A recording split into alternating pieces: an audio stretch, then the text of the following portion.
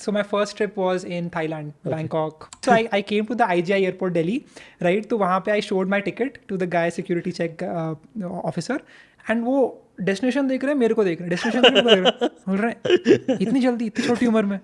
बोला मैं तो पहली बार जा रहा हूँ, मुझे क्या पता. People call me like a COVID creator, right? Which sounds weird. But basically, I started when everyone was consuming a lot of content. The circumstances have played a huge role. Yes, I've been lucky.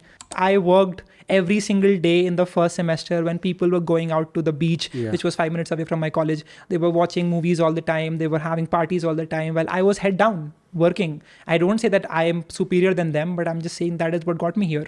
So I was like, an academy, I don't want to get paid. I'm so sorry. I will have to unlist this video. And that was like one of the lowest points of my whole experience.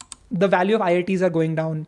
Same is the case with bits. It's really hard. Like if you listen to some of the things that Tanmay Bhatt says and how he has rebranded himself over the past 5-6 years, it is really incredible. Hi, this is Siddharth Aluwalia and welcome to The Neon Show. We had the privilege of hosting today's guest just a year ago. Back then, a guest was starting to make a name for himself on the YouTube space. Today, he has gone past the 1 million subscriber milestone on the platform. A journey from Bits Pilani to one of India's top creators by the age of just 20. This is the story of Ishan Sharma, co-founder of MarkitUp. I would also like to thank our sponsors, Prime Venture Partners, for sponsoring The Neon Show. Hope you enjoy it. Hey Ishan, welcome back to The Neon Show. We recorded almost like 9 months back at your house last time. It was an amazing experience. Thank you so much for inviting me. It was such a pleasure, right? And both of our lives have changed quite a bit. You see all this setup, right? We have upgraded, all thanks to Absolutely incredible. To Nancy. And your life has changed also a lot, right? You're a celebrated author now, I would say. So how is this like new life looking like? Nothing, I think is just, so I got a new house near the airport in Bangalore. So now I'm able to bring my co-founder of my company and I'm able to bring all of the people that I'm hiring in the same place to work together. So I think that is one major change. Last time I was with my parents. So now I'm able to properly focus on my work without any distractions and just go all in. So that is one thing. Secondly, I've been traveling a bit more because I want to like shoot interesting stories of people. So for example, this month starting, I went to Delhi to shoot a podcast with Shraddha Kapra. Okay. Right. So she runs this channel called as Apna College, which is the second highest viewed channel in the coding category in India. After right? Aman Dhattarwal? No, so she is doing it with Aman Dhattarwal, right? The YouTube thing. So she recently got married to him. So I was like, let me shoot a video about, how has her life changed. So that video went viral on my channel, got tons of views and upload. So I think that is how has life changed. So now you're traveling more to shoot. Yes. That is one thing, and must be busy in the book promotions also. Absolutely. So that is right? I made a vlog in which I was surprising my co-author, who is Kushal Lodha. So I took a flight from Bangalore to Mumbai, early morning flight. I came to his house and I surprised him with the book. And then we made the whole vlog for the whole day. So that was the thing. But yeah, I've been super excited about the book for everyone to read it. Last night, I came on a news channel for the first time in my life, talking about the book. So it's very exciting. All the best for that. So tell us, right, you have lived such a long life in a short span of time, especially after quitting your college. So what's your biggest achievement so far? I think my biggest achievement are not the numbers, right? Is not really the money. What I really, get the high of is when I go to any event or any college seminar and a student reaches out to me and says that, bhaiya maine aapki video dekhi and I executed on what you told and I got my first job of my life, or I got my first freelance client, or I paid my own college fees, or I got my first laptop. So all of these things is what inspires me to keep on going, right? So it's always that. 10 years ago, I don't think Ishan Sharma wouldn't have existed, right? Content creation was frowned upon 10 years ago, right? It was only the news anchors, channels who were creating content. And now there's such a huge wave, right? How do you think timing has played a role in your success? I think people call me like a COVID creator, right? Which sounds weird. But basically I started when everyone was consuming a lot of content. and I came back from my college. I had all the time in the world to record more videos, to upskill myself, and that's what I did, right? So I think if it would have not been for the pandemic, I would not have gone all in for YouTube, because I just did not have the time when I was in college. So I think like the circumstances have played a huge role. Yes, I've been lucky. 10 years ago, I think obviously there were no real influencers, at least in India. This term has recently come up. I think they still don't get what they deserve, right? In terms of the hard work that creators put in terms of reinventing yourself every single year. It's really hard. Like if you listen to some of the things that Tanmay Bhatt says and how he has rebranded himself over the past 5-6 years, it is really incredible. But I think, let's say, what is the thing that they're not getting? You said they deserve more. I see so many comments on my own videos and on other creators' videos, right? कि ये तो पूरे दिन reel बनाता रहता है, ये तो पूरे दिन ऐसे, you know, या फिर for someone who creates entertainment content, right? So they'll be like, you know, ये तो पूरे time नाचते रहते हैं and ऐसे करके पैसे कमा लेते हैं. So I think there's a bit of jealousy in place, because like on one hand you have to go to a typical office, like work 10 hours, 12 hours, listen to your boss.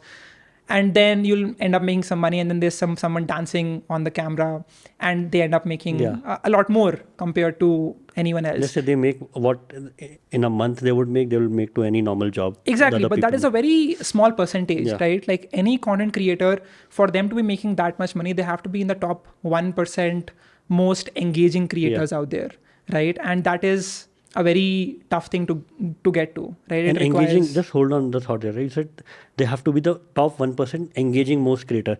You didn't mention highest number of subscribers, highest number of, let's say, views, engages. So what do you mean by that engagement? Like, is that your audience feel connected to you, or? I think it's one thing to keep stacking subscribers and views and all of that. There's a very good example of this channel. I would not take the name. They have like 10-20 million subscribers and they get very few views. Right? And the audience is just not as engaged as compared to someone who does not have like tens of millions of subscribers, maybe in the hundreds of thousands. But people have this thing ki, matlab, this is like the person to follow for this particular category, right? So I think a lot of brands and other creators are also realizing this, that it's not exactly about the number of subscribers that you have. It's more about the active subscribers and the true fans that you have, right? There's a term of 1,000 true fans. So if you have those 1,000 true fans who will buy whatever you're releasing, who will follow whatever you're teaching, then that's it. You don't need anyone else. And you would consider yourself top 1% in what category? Let's say if you have to label that category. I think it would be too boastful for me to say anything like that. But let's be honest, right? I have been making videos around career and upskilling on my channel. So I think it's mostly that. So if you were to search freelancing on YouTube, right, you would see my video in the top 3. So I think I'm really someone who's trying to talk about skills and how can you make a living doing what you love. And that's what has been the mission for the past 3 years for me. Tell us, how do you engage with your audience on YouTube and LinkedIn? I wish I was doing better at it. Like 2 years ago, I used to do live streams all the time. Like every Sunday was like a live stream with my audience. I used to reply to all of them. I used to talk to all of them. But now that has transitioned into me going for college events, right? So I would go for college events. I would meet thousands of students. I would talk to them, interact with them. And I wanted to sort of move away from this live stream format to actually go and meet people in the real world, because like live stream, I once did a live stream in which I was talking about how Bitcoin has crashed at that time, right? Over 1,000 people were on that live stream. And I just could not read all the comments. They were just going like this, right? So you would just not be able to comprehend what they're trying to say, versus when you go to a college, when you meet them in person, when you talk to individually each of them, it's a very exhausting experience. But at the same time, you get to understand what is the ground reality of my audience, right? Which is mostly college students or recent graduates. Like, what are they going through in their college experience? There's a lot of FOMO.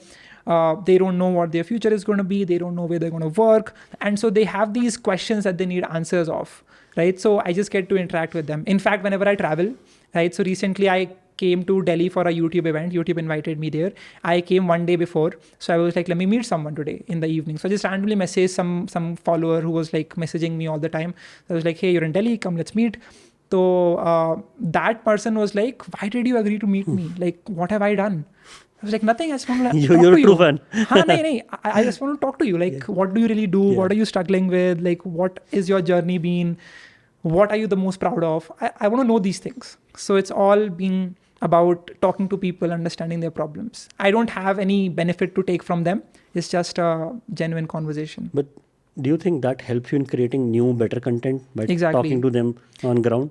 I think it absolutely does. Like, I got to meet my colleagues classmates from my college, and I understood that there are a lot of people who are uncertain about what their job would be, right? At the end of 4 years, after all the hard work, after being a prestigious institute like BITS Goa, they were still unclear for kaun si company unhe hire karegi. And hence I made that documentary about this whole mass layoffs and what can you do to get a great job and like understand the whole scenario. So I think it's all about understanding from the audience on the ground and then making content around You're right, that. right? So at this time in 2023, startups are not hiring as they were 2 years ago, right?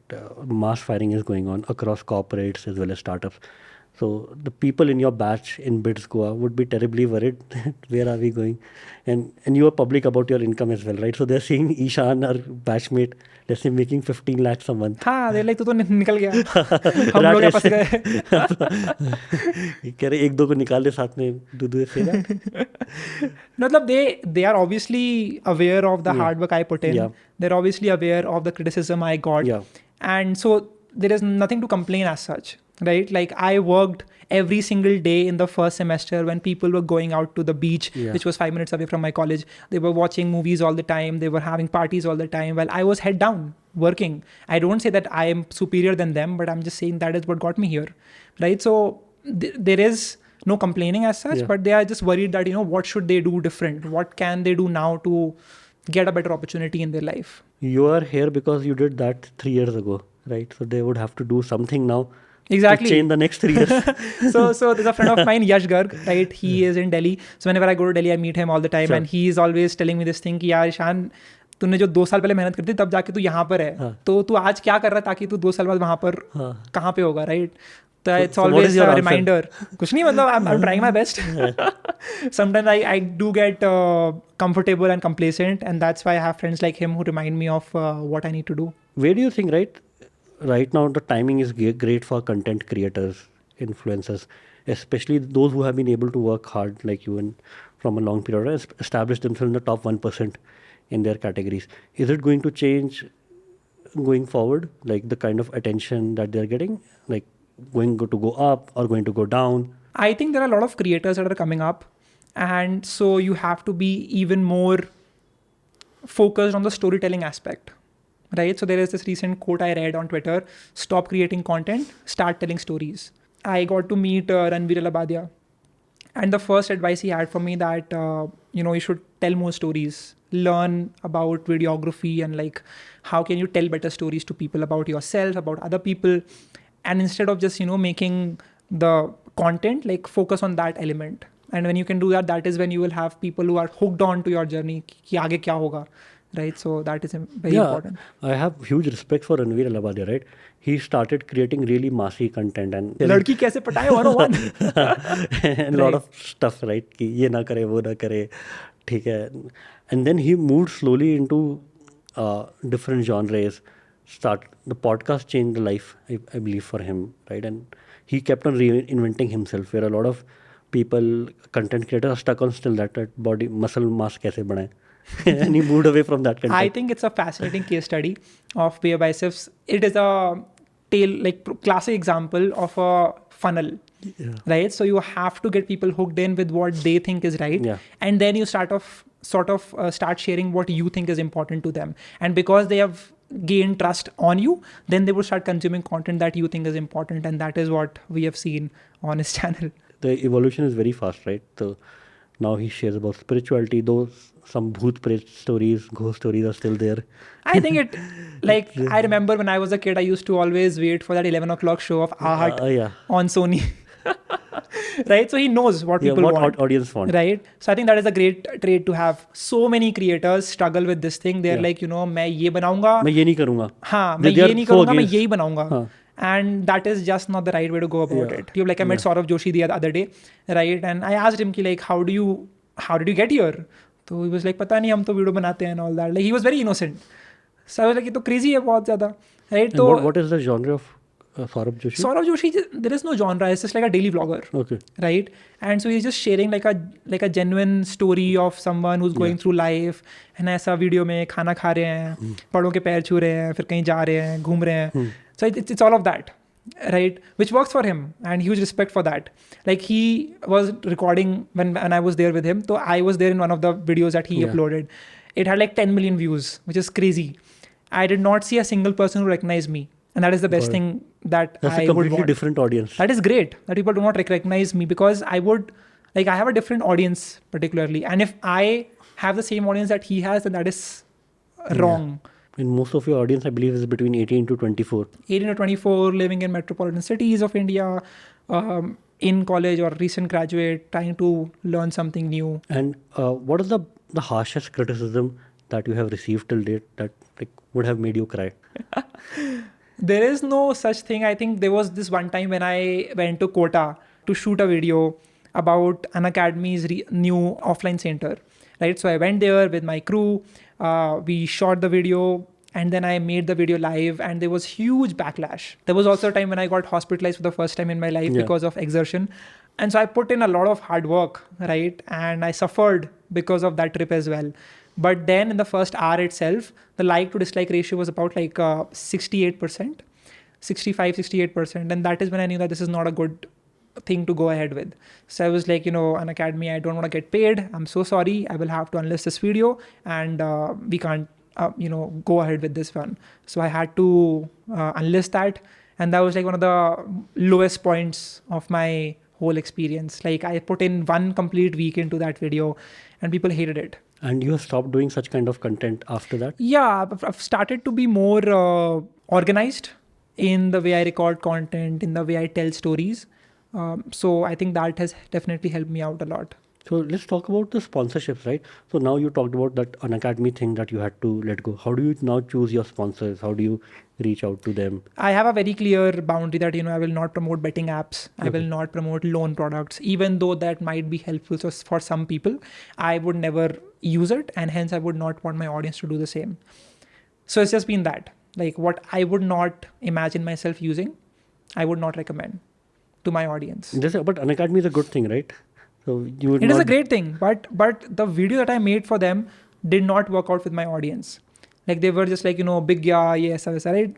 So they could sense the bullshit. Okay. So I think I realized that thing early on, that I should not be making a video like that. Which is the brand that you endorse, right? Or you get sponsored by, which you like the most? I think it has to be HubSpot.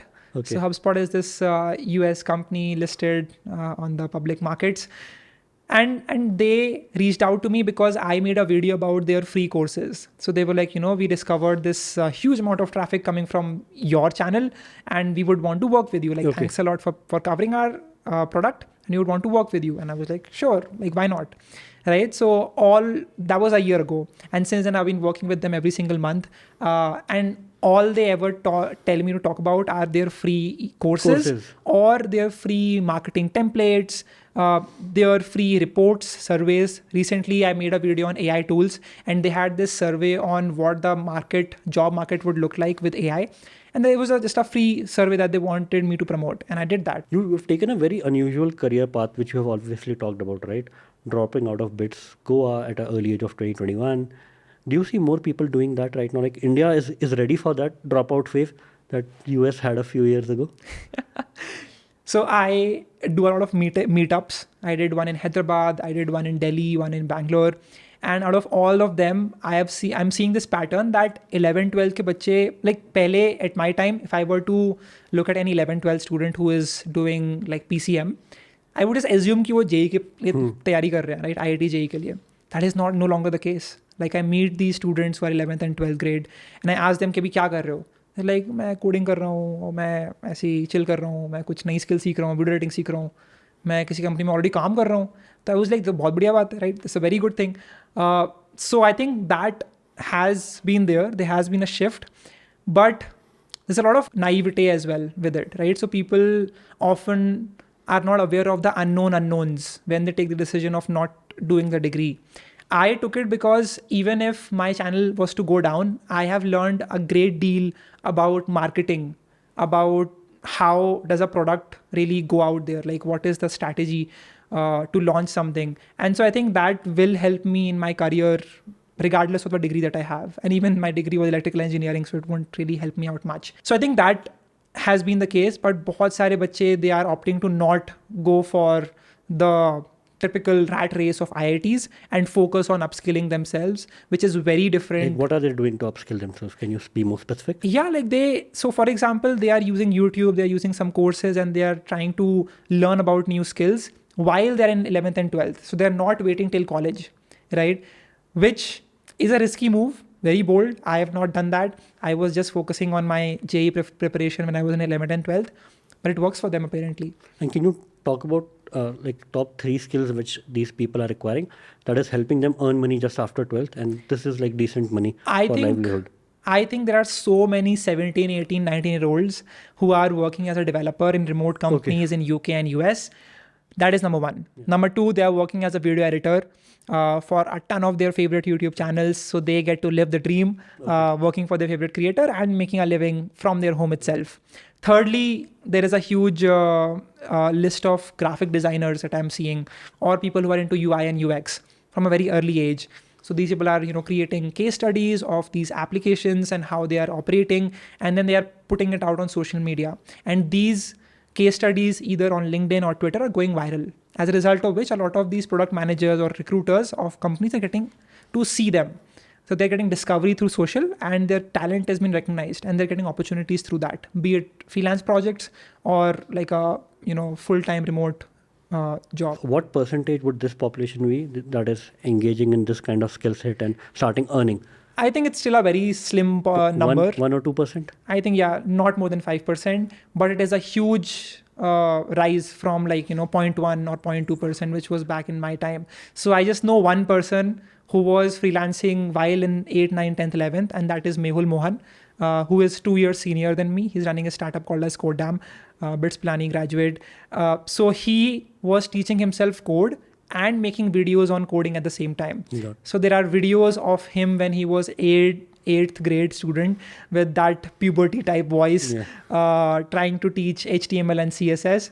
And it's been 8 years since then, and he has taught so many students. So there are examples like that from my time, but there are very few of them.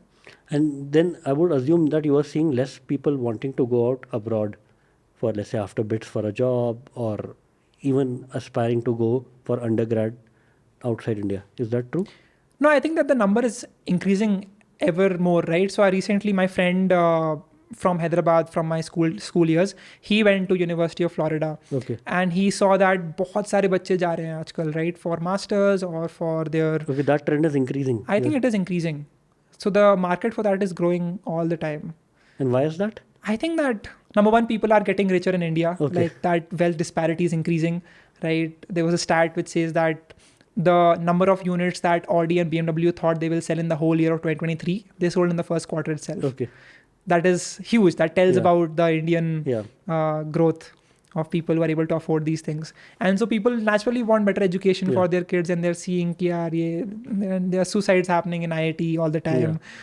So they're worried about the pressure that their kids would be going in. And if they can afford it, then they're obviously sending their kids to abroad universities. I think that number is increasing all the time. So the craze for IIT and IIMs is not as much as it was in your time 4 years ago. I think it has gone down. It's not as glamorous as it used to be. Number one, also because there are a lot more seats created. There are new IITs coming. There was this very new IITs, right? So वहाँ पे जाके the value of IITs are going down. Same is the case with BITS. हमारे time में 800 seats हुआ करती थी, अभी 1000 seats हैं, and they're trying to fill all of these seats business, right? Business as usual. So I think that has been the case. And the folks are going abroad are either not choosing to even appear in entrance exams at all. Yeah, exactly. So they've just been focused on SAT and their AP scores and ACT and all. So you have traveled internationally recently, right? You went to Dubai, you went to Singapore, any other place?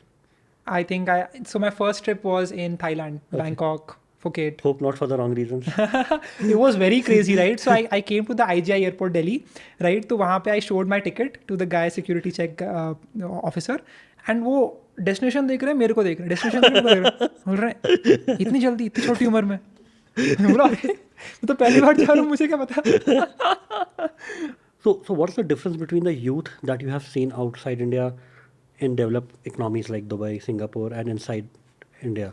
I think they are way more independent, right? So for example, Singapore में मैं जब गया तो वहाँ पे life is so quick. सब लोग ऐसे जा रहे हैं, काम कर रहे हैं, सब कुछ. And like I got to know this from the taxi driver there कि before you go out in the real world, before you start your career, you have to spend 2 years in Singapore, in Army. military, in army, right? So you have that experience and you become stronger.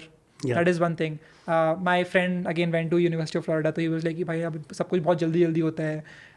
Everyone knows सब कुछ, how to manage yourself, how to manage studies and academics and all that. And I think that there are so many students that I meet all the time in India who only have this thing. They go to college and they come back at their home. Now this does not allow them to develop in a whole. They don't become like an all-rounder. Right? For example, bartan dhona. There are very small things which might sound like यार ये तो कर सकता है, कोई भी कर सकता है. अभी recently I learned how to wash my own clothes. I got a new house, right? So all of these things, I think other people outside of India get to learn much faster and at a younger age than most of us. So I think in that sense, we can learn a lot. And how does that makes a difference to your career?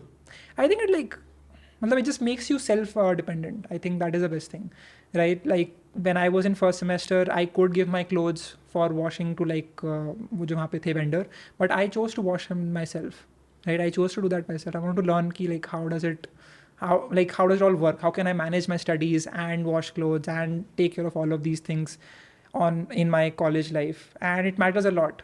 Right, like when you go out, when you try to live yourself, you have to do all the things yourself. In other countries, you cannot hire help, maid and all that. So I think in that case, it does help you out a lot. And do you think like the Indian youth is competitive enough with the youth of the developed countries in terms of skills that we talked about earlier in the podcast? I think that the Indian youth is great at memorizing things, the rote memorization. But they're also not that great at look at a problem from a general perspective, right? Like बहुत सारे बच्चे हैं who go to IITs, वो पढ़ाई करते हैं, right? And they're very nerdy about things. But like एक वो creativity वाला angle होता है, right? That I think many people are missing because they are taught to do things in a certain way. And when you go out, when you meet people from other places and other religions and other things like that, so you learn a lot.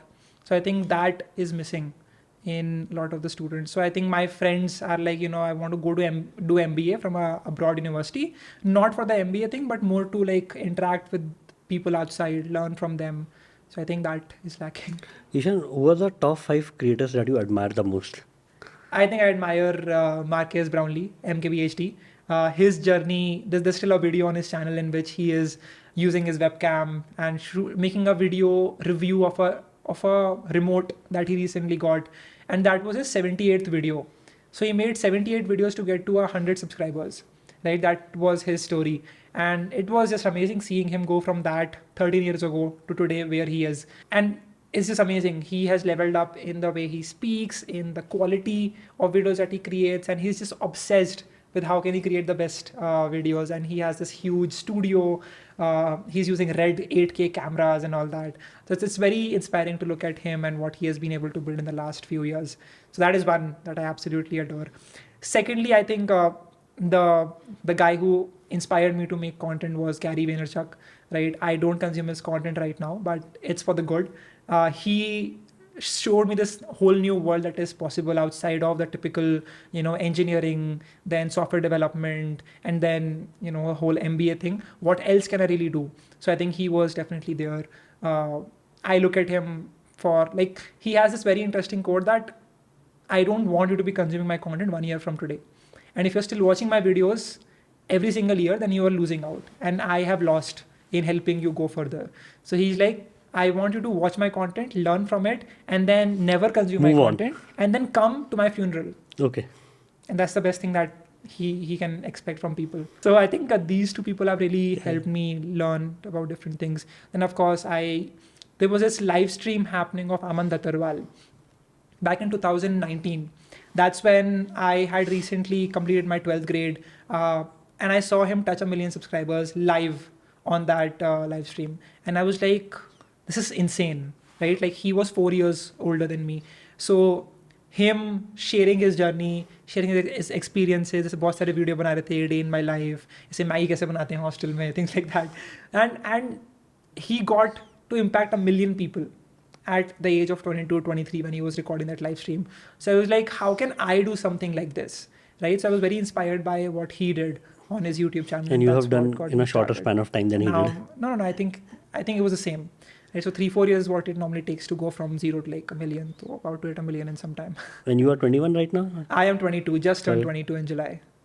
Exactly the same time as he did. He hit the 1 mil. Yeah. I listen to a lot of podcasts, so that is definitely Which ones do you listen to? The best one is Business Wars. Then there is one called Secret Sauce, Business Movers. I'm a very person who's like interested in like business and how did they grow, how did they overcome challenges. So I love reading and listening about these things. In fact, they were talking about how Conrad Hilton built the whole Hilton, hotel chain. So it's very interesting learning about how they were able to get enough capital to build this huge hotel chain and all. So very interesting podcast that everyone should listen to. And let's say if I have to put, let's say, top 3 Indian content creators besides Aman Dattarwal, who do you look up to? I think like in terms of what, as you were talking about, Ranveer is definitely there in number 1. Number 2, I look up to, there is a guy called Code with Harry. Okay. Right, so he is the number 1 creator in the coding category in India, right? Like 26 million monthly views or something. So a lot to learn from him. He's just been heads down. Yeah. And recently, after years of making content, he made a video in which he talked about which college is he from. So all of us assume that some random college se hoga. He never talked about it. So it might not be a big deal, but he was from IIT Hyderabad. Okay. And he never talked about it on camera. He did not milk that part of his life that मैं तो IITian हूँ and all, and that was amazing. People loved it. He तो IITian है, he never talked about it, and he's still been able to build a huge channel. So that is obviously something to huge respect for him to do that. I think that is there, and that is about it. I think. Okay. And the thing that we earlier talked about in the podcast is connecting with your audience, right? And you have started connecting offline. What did you do to first connect with them through your content online?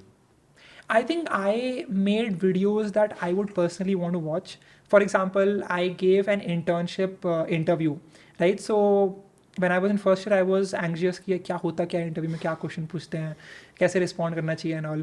तो मेरा interview हो रहा था, I was like, let me record this. It's not allowed. नहीं करना चाहिए वैसे तो. So there was the laptop here. I was talking to them. I had my camera here, my phone. तो उसके front camera से I was recording everything. 26 minute type of कुछ interview था, and I put it out on YouTube. And the number of people who commented saying that हमारी तो आंखें खुल गई, पता नहीं था कि ऐसे क्वेश्चन पूछते हैं and all, was insane. Of course, there were some places in which I did not answer correctly, so they were correcting me कि नहीं ईशान ऐसे बोलना चाहिए. Some guesstimate question था कि एक lecture hall में कितने बॉल आ सकते हैं. तो इस तरह कुछ question. So I think that was how I first got started. Then again, I got that internship for which I interviewed for. Then I made another video about what did I learn from that internship and मुझे कैसे मिली वो in the first place. So it's been all of that, right? Like helpful content that would be valuable to my audience, to me as well, if I was not making content. And you study a lot of business books, business podcasts, right? Which 5 Indian leaders you would like to be your life like? I like obviously Ratan Tata ji is always there, number 1 spot. I actually made a documentary which is not out yet on my channel. It was a 40-minute documentary about the Tata Empire. Okay. Right. So when I got to read and research when I was making the video, like I just gained a lot of respect. And then there is obviously Narayan Murthy and his story. He recently came for the Money Control event here in Bangalore. So I got to hear him for the first time in person. That was obviously very inspiring. Sudha Murthy came up and talked about how she was supporting him throughout the whole journey. And then I think there is obviously Ambanis are there. but more than that, Dhirubhai Ambani's journey and what did he learn, what did he experience in his whole experience, right? So that is always something to learn from. And yeah, I think those will be the most important ones. The ones that inspire you. Yeah.